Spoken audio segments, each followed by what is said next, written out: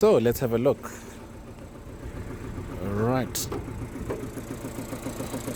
there we go. And as you can hear, it's not running healthy at all. Believe it or not, it used to be worse than this. So right now, it's running on 3 cylinders.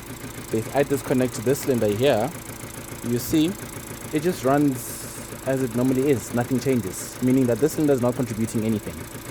But if I do it to this cylinder, you can see it here, a change there. That's because that cylinder is running. Same thing as here. This cylinder is running, and same thing here. This cylinder is running.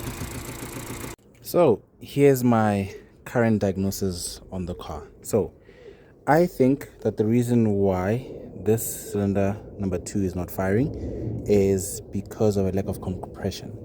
I don't think I'm getting compression in here, and I think it's probably because of due to bent valves.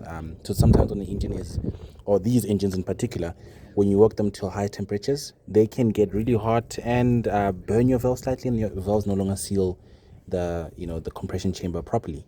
And I think that is true not only on this cylinder. I think it's just the worst on this cylinder, but I think it's true on some of these other cylinders in here, because under acceleration you could hear some firing happening from the intake side. So that tells me that the intake valves are not sealing properly. Maybe the exhaust valves as well, just that the exhaust manifold is steel, it's not plastic, so you can't probably hear it as well.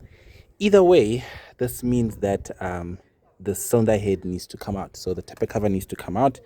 Then underneath the taper cover, there's a cylinder head, which is what the exhaust manifold and the intake manifold bolts to.